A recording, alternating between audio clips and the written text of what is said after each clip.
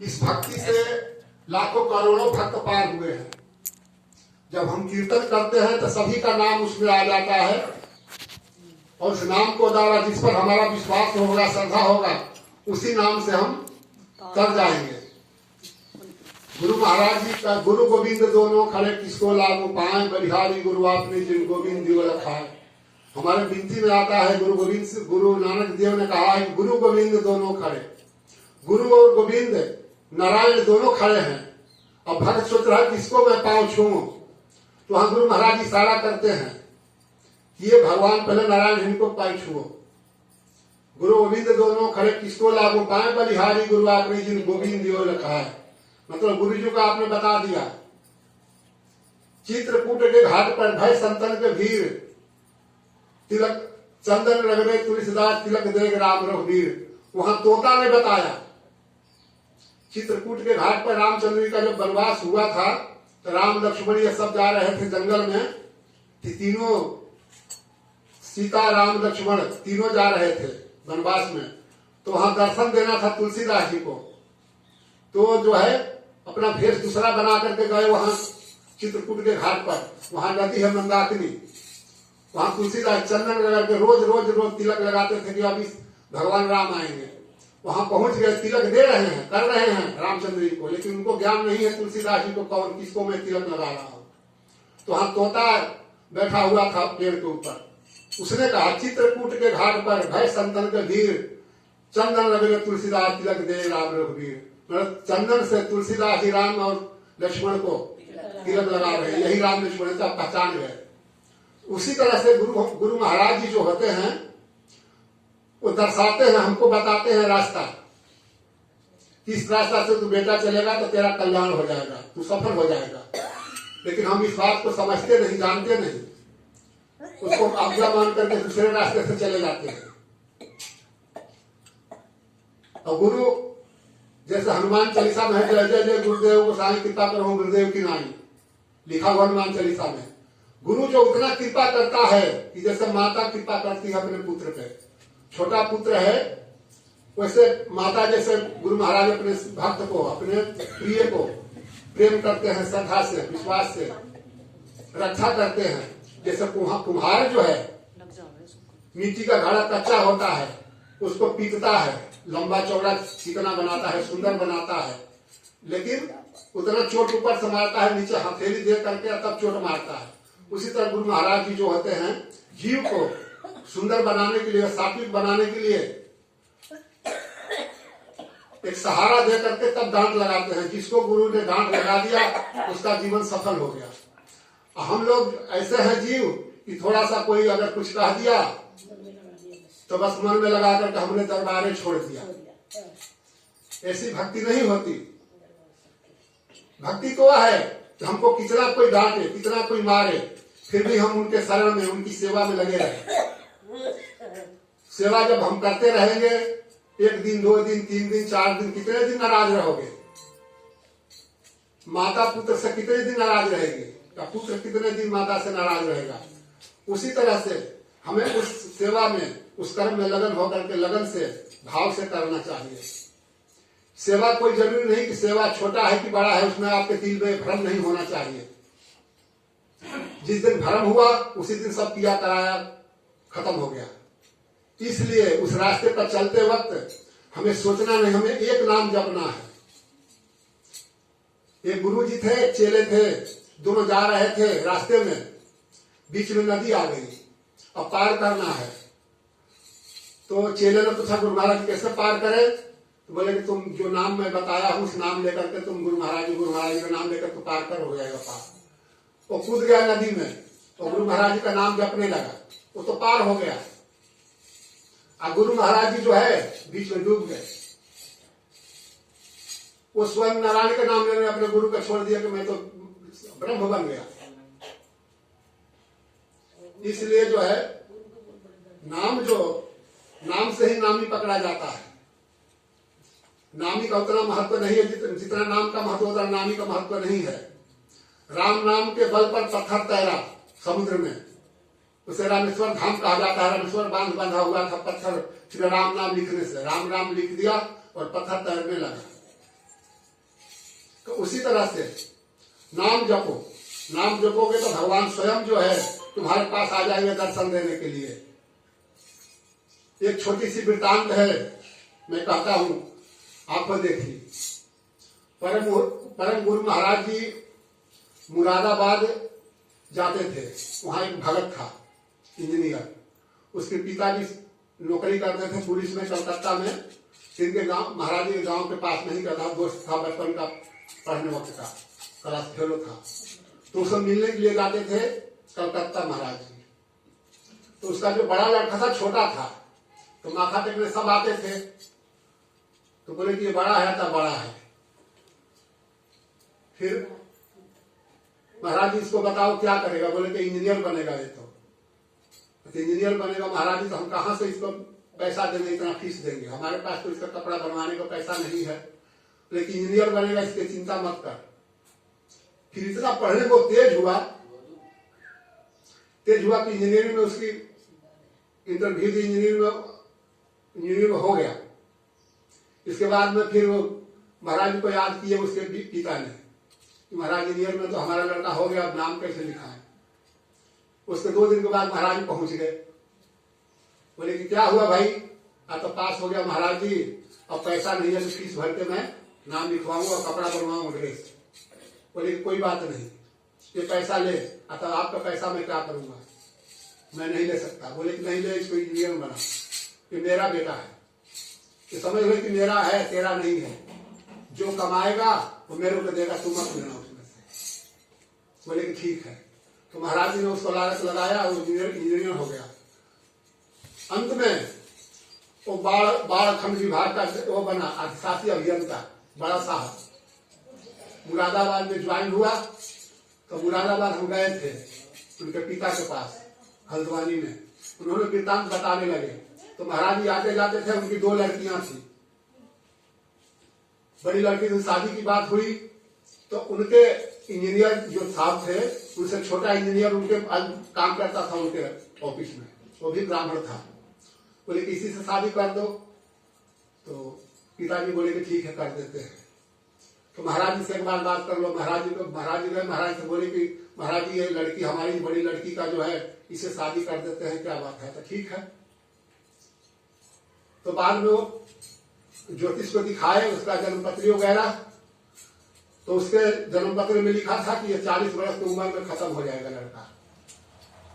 तो लड़की मना कर दी कि मैं तो नहीं करूंगी इससे शादी। तो फिर महाराज जी गए, क्या बात है, तो ऐसे ही सी बात है महाराज जी, ये तो नहीं करना चाहती है, उसका दोष है जन्मपत्री में।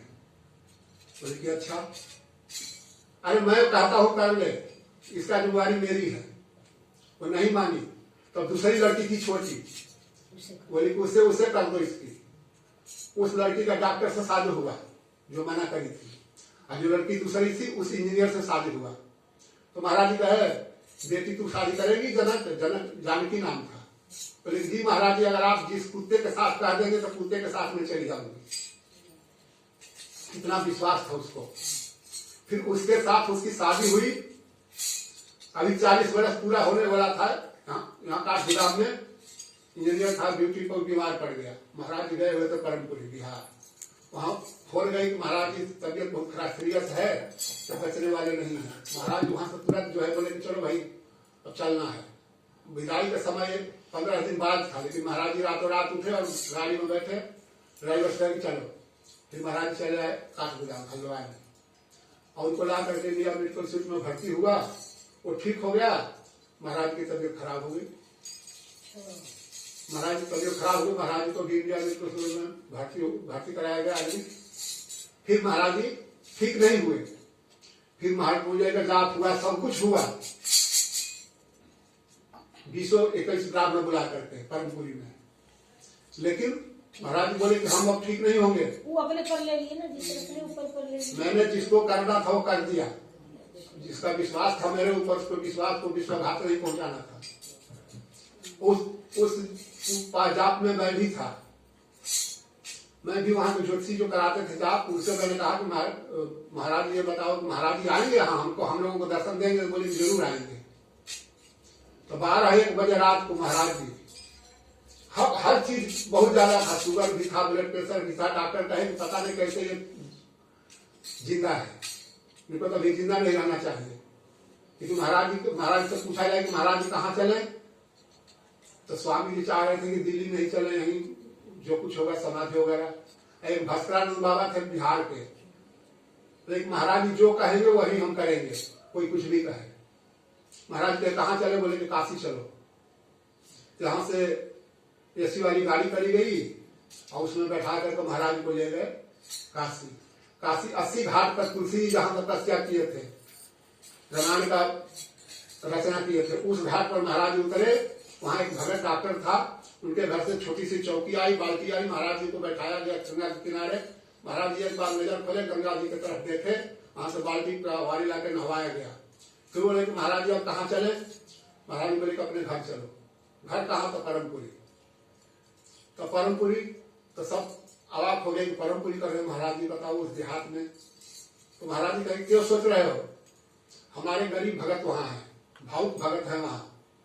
अरे तुम लोग तो आ जाओगे पंजाब से, जहां से मर्जी वहां से यहाँ दर्शन करने के लिए, भगत नहीं जा पाएंगे, इसलिए वहां चलो। फिर महाराज जी गए परमपुरी। परमपुरी में अलग रखा गया। महाराज जी कहा हमको हाथ कोई नहीं लगाएगा। महाराज जी अन्न तो छोड़ ही दिए थे, दूध पीते, दूध पिलाया था, सिर्फ दवाई।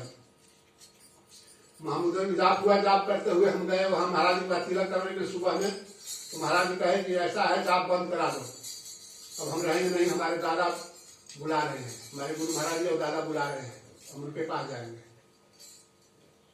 फिर महाराज जी डांटे, जो वहां कुर्सी पर बैठे हो तो उन लोगों को डांटे, तो क्या बैठा है, गुरु महाराज जी आए होने वाली सरकार, हम आकर खड़े हैं, तुम लोग बैठ रहे हो। फिर खड़े हो गए सब, फिर सब चले गए। फिर दूसरे दिन 10:55 पर पता चला कि महाराज जी नहीं है। तब जाप बंद हुआ पंडितों का।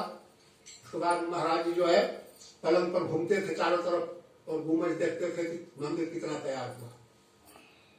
बोले कि तैयार करो चाहे नहीं करो, हम तो हमारा मंदिर तो तैयार हो गया हृदय में, हमने जो सोच लिया है तो हो गया, हमारा मंदिर तैयार है। और जब गए दवा देने के लिए, डॉक्टर गए पटना से, डॉक्टर बनारस से डॉक्टर गए थे, तो वहां दवा देने के लिए जब गए तो महाराज जी बैठे थे, तो वो भी नहीं कि सोए हुए हैं, महाराज जैसे बैठे थे, पीछे मसलन था और बैठे बैठे ही बैठे रह गए, किसी को पता ही नहीं चला कब शरीर था। जब दवा देने के लिए गए तो सिर ऐसा करे तो सिर ऐसे हो गया। फिर हाला मची कि महाराज जी नहीं है। तो ये जो है, ये जो प्रक्रियाएं हैं, गुरु महाराज की कृपा है, ये कृपा के द्वारा चलता है। कृपा होता कैसे है, कृपा होता है कर्म करने से। जब हम सेवा में संलग्न रहेंगे, गुरु की कृपा सिर धरो, अगर गुरु की कृपा मानो तो उनका आज्ञा का पालन करो। जो आज्ञा देते हैं, ये मत समझो कि पहले हमको गुरु महाराज जी ने झाड़ू लगाने की आज्ञा दिया है, अब कह रहे हैं कि वो करने काम करो, वो छोड़ दो, जो कह रहे हैं उसको करो।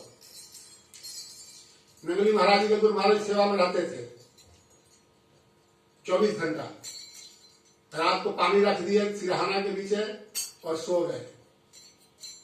और मच्छरदानी लेने के बोले कि परम मच्छरदानी लगा दे, तो मच्छरदानी लेने के महाराज जी तो कोई डंडा ही महात्मा निकाल के ले गया था, 2 डंडा अपने मच्छरदानी लगाने के लिए ले गया होगा, आश्रम में इतने महात्मा थे।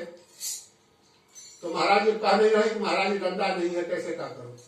महाराज जी 2 डंडा पैर के नीचे पीछे लगा कर पैर की तरफ, सिर की तरफ पैर पकड़ के खड़े हो गए। जब सुबह हुई, भोर हुई, तो महाराज जी नगरी महाराज कहे परम 1 गिलास पानी पीना। तो महाराज जी तुरंत मच्छरदानी छोड़ दिया, पानी गिलास से लेके चले। तो मच्छरदानी सिर पर गिरा, तो नगरी महाराज का नहीं कह रहे परम ये क्या हुआ, डंडा टूट गई, कैसे डंडा लगा रखा था। महाराज जी देखे तो कहीं डंडे नहीं, इधर तुम रात भर खड़ा रहा डंडा लेकर के, कमाल कर दिया, बताया भी नहीं। चलो ठीक है, कोई बात नहीं, तो हमारे लिए इतना चांदनी मच्छरदानी लेकर खड़ा रहा, तेरे हजारों जहां जाएगा वहां चांदनी टंगेगी। 1 गिलास तू पानी पिलाया है, हजारों गिलास दूध तुरे को मिलेंगे। तो इस तरह से ऐसे आशीर्वाद निकलता है। हम तो जाते हैं गुरु महाराज जी के पास, स्वामी जी के पास, महाराज जी मेरे को आज्ञा दो, मैं तो फलानी यात्रा पर जा रहा हूं, हमारा काम बन जाए। तो स्वामी जी महाराज कहते थे कि भरत जबरदस्ती आशीर्वाद लेने आते हैं। अटैची तैयार करके आ गए और आज्ञा लेने के लिए आ गए, तो महाराज जी जाऊं कि नहीं जाऊं। अब उस समय कैसे कहूं कि मैं मत जाओ, समय ठीक नहीं है, कह दो तो वो फिर मुंह फुला करके चल देगा कि महाराज हमको आज्ञा नहीं दिए। ऐसे 2-4 दिन पहले बात करो ना कि हमें इस जगह जाना है, तो जबरदस्ती कृपा लेते हैं कि कृपा कर दो महाराज ये काम हो जाए, कृपा कर दो। कृपा ऐसे थोड़े होता है। कृपा के कर्म करो, जब वो उनका मन प्रसन्न हो जाएगा तो अति आवश्यक हो जाएगा तो मानेंगे तुरंत कृपा कर देंगे हाथों हाथ, तुम्हें कहना नहीं पड़ेगा। तुम्हारे ऊपर कृपा की बारिश हो रही है, लेकिन बारिश को रोकने के लिए पात्र चाहिए, तो हम वो काम नहीं करते हैं। हम तो चाहते हैं कि तुरंत हमें कृपा हो जाए। कृपा कैसे होगा? गुरु महाराज प्रसन्न कैसे होंगे? अगर उनको कृपा चाहिए तो उनके आशिकों के खाप का पांव में कर गुजर पहले। अगर गुरु की कृपा चाहिए तो उनके आशिक जो हैं, उनके प्रेमी जो हैं, उनको पहले प्रसन्न करो और स्वयं प्रसन्न हो जाएंगे। वो तुम्हारी बात वहां कहेंगे कि ऐसा लड़का है, बहुत स्वच्छ लड़का है, पवित्र है, ऐसा सेवा करता है, तो महाराज जी फिर बुलाएंगे हमें, बुला करके फिर हमसे बात करेंगे। अगर उनके सेवादार जो पुराने सेवादार हैं उनकी आज्ञा हम नहीं मानेंगे तो हम चाहेंगे हमारे गुरु महाराज जी की बुलाने तो कैसे बुलाएंगे? नहीं बुलाएंगे। इतने बरस आधा जीवन गुरु महाराज जी ने ये नंगल महाराज जी के पास गुजारा था। अब वहां स्वामी जी को भी भेजा था। स्वामी जब आए थे गुरु महाराज के पास, परमपुरी महाराज जी के पास, तो नंगल में भेजा था गुरु महाराज जी के पास, नंगल महाराज जी के पास। महाराज जी को वहां के लोग क्या करें कि गौशाला में भेज दिए सेवा करने के लिए। स्वामी जी कितने दिन तक गोबर उठाए, हाथ सड़ गया था ये नाखून। फिर महाराज जी गए, परम महाराज जी तो बोले कि हमारे दास लड़के को क्या कर दिया, कहाँ भेज दिया, कैसी हालत बना दी। फिर वहां से हटाए, फिर लंगर में भेजे। तो वहां अनेक प्रकार की सेवा है। जैसा सेवा करोगे, जैसे जितना कठिन सेवा करोगे उतना ही फल मिलेगा। हम सेवा करना चाहते नहीं, आगे ना सब चाहते हैं कि हम बड़े दरबार में जाके सेवा करें। अरे बड़े दरबार में सब जाते हैं, छोटे दरबार का सेवा करो। क्योंकि बड़ा सांप हो या छोटा सा बीस उतना ही है। ये भी दरबार उन्हीं का है और वो भी दरबार उन्हीं का है। तो बहुत यहाँ भरत है कि शास्त्री नगर जाना चाहते हैं नाम करने के लिए। नाम करने से क्या होगा? नाम करके क्या करोगे? यहाँ है, यहाँ सफाई करो, वहां लोग सब जगह, वहां तो चक्र बना हुआ है, वहां तो फलाने भगत है कि ऐसे ऐसे वो आश्रम को चमका रखे हैं। तो स्वयं आएंगे यहाँ देखने के लिए, अब कहेंगे कि अरे यहाँ ऐसा हो रहा है, यहाँ तो कुछ नहीं है। इस दरबार को जिसने बसाया, जो लोग अभी नहीं है यहाँ पे, उन लोगों ने जो है यहाँ देखते नहीं कि हाँ यहाँ क्या हो रहा है। और उनसे पूछो तो कहते हैं हमने तो इसमें गारा ढोया है, ईंट ढोया है, पत्थर ढोया है। अरे पत्थर जब ढोया था तो हम पत्थर को उसको तुम सुरक्षा करो, तो सुरक्षा करने के लिए बनाना आसान है। कोई चीज खरीदना आसान है, उसका देख रेख करना मुश्किल है। अब गाड़ी खरीद लोगे किस्त पे, लेकिन उसको चलाना मुश्किल है, उसका खर्चा इतना है। इसी तरह से उस समय तुमने मिलजुल कर बनवा दिया, लेकिन देख रेख कैसे होगा इसके विषय में कुछ कोई नहीं सोचा।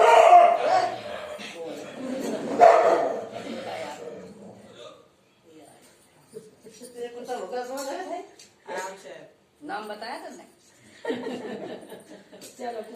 कहते हैं गुरु का कृपा छत्र से होई संशय भरम बीते दुख दोई। गुरु का जब कृपा हो जाता है तो हमारे अंदर संशय का भरम है ना, वो दूर हो जाता है। ऑटोमेटिक हमारे अंदर भ्रम है, ये चीज है, ये चीज नहीं है, ये चीज है, ये चीज नहीं है, वो भ्रम दूर हो जाता है। अब हम कहते हैं कि गुरु होता क्या है। बहुत लोग ऐसे कहते हैं गुरु क्या होता है। राम कृष्ण दोनों बड़े, दोनों गुरु तीन, तीन लोग के वो धनी गुरु आ गया। अभी तीनों लोग के धनी थे ना राम कृष्ण, तीन लोग के मालिक थे, लेकिन गुरु के आगे अधीन थे। गुरु महाराज जी कहे, शब्दगिरी ऋषि कहे ना कि जाओ बेटे लकड़ी लेकर आना है जंगल से खाना बनाने के लिए। कृष्ण सुदामा दोनों चले गए ना, बारिश हो रही है लेकिन लकड़ी चुन करके पेड़ के नीचे बैठे हैं, और जब बारिश खुलने के बाद में लकड़ी लेकर आए दरबार में। गुरु एक ऐसा चीज है कि गुरु के आज्ञा में विचार मत करो, गुरु की आज्ञा हुआ उस काम को करो। गुरु महाराज जी कहते थे, चाहे स्वामी जी कहते थे, हर गुरुजन कहते हैं, ये आश्रम जो है उनका आश्रम नहीं है, ये सबके लिए है। महाराज जी कहते थे कि एक झोपड़ी में हम रह सकते हैं, हमारे लिए कोई दिक्कत नहीं, झोपड़ी 2 रोटी खाना है, झोपड़ी में रहना है, सोना है। लेकिन जो आश्रम बनाते हैं भक्तों के लिए है। आप आते हैं दूर से, रोटी खाने का व्यवस्था, सोने का व्यवस्था, ओढ़ने का वस्त्र का व्यवस्था, नहाने का व्यवस्था जरूरी है ना। हम कितने कमरे में जाएंगे सोने के लिए, ये तो भक्तों का है। तो इसका सुरक्षा कौन करेगा? जैसे बोलते हैं मेरे गुरु महाराज जी की जय। जब तुम्हारे गुरु महाराज जी हैं तो तुम समझ लो कि जितना सेवा है गुरु महाराज जी का हमें करना है, जैसे दूसरा कोई नहीं करना है। लेकिन उस सेवा में कोई अगर हाथ बढ़ा देता है, आपको मदद कर देता है, उसका एहसान मानो। ये सारी सेवा हमको करना था, खाना हमको बनाना था, झाड़ू हमको लगाना था, कपड़ा हमको धोना था। लेकिन एक आदमी आके कपड़ा धो दिया, कोई खाना बना दिया, कोई झाड़ू लगवा रहा है, तो समझो ऐसा मानो कि वो हमको करना था, उसने हमारा मदद कर दिया। मेरे गुरु महाराज जी को उसने सेवा किया, मेरे भगवान का सेवा उसने करा, उसका एहसान मानो। लेकिन हम नहीं मानते इस चीज को। हम तो ये सोचते हैं कि वो तो उनके है, दरबार है, हमारा थोड़े है। दरबार किसी का नहीं होता, एक का दरबार सबका होता है। मालिक जो है घर का, जो मालिक है लड़का, तब फलाने को बना दो, मालिक बनाया नहीं जाता, मालिक स्वयं बन जाता है। जो जिम्मेवारी से काम करेगा, जो सबको एक भाव देखेगा घर में, वो स्वयं मालिक बन जाता है। दूसरे गार्जियन के रहते रहते मालिक वो भी मालिक मानने लगता है। जो गार्जियन है वो भी बेटा ये काम करना है, वो भी सलाह लेता है उससे। तो मालिक बनाया नहीं जाता। इसलिए जो है हम तो ये कहते हैं कि रोज आओ आप लोग, कीर्तन करो, भजन करो, जो सेवा है छोटा मोटा अगर सेवा होता है तो आप करो। ऐसे कहा जाता है कि अपने कमाई के 10वां हिस्सा दान करना चाहिए। धन चाहिए तो दान करो, धर्म करो। विद्या ददाति विनयम विनयता पात्रत्वा पात्रत्वा धर्माप्नोति तथा धना तथा सुखम। कहते हैं कि विद्या से विनय आता है। विद्या ददाति विनयम विद्यत्वा पात्रत्वा धर्माप्नोति। जब विनय आएगा तो पात्र बनोगे, पात्र बनोगे तो धन आएगा, धन आएगा तो धर्म होगा, धर्म होगा तो सुख होगा, प्राप्ति मिलेगी, सुख की प्राप्ति मिलेगी। इसलिए अगर धन चाहिए तो दान करना पड़ेगा, बल चाहिए तो दूसरे को रक्षा करना पड़ेगा,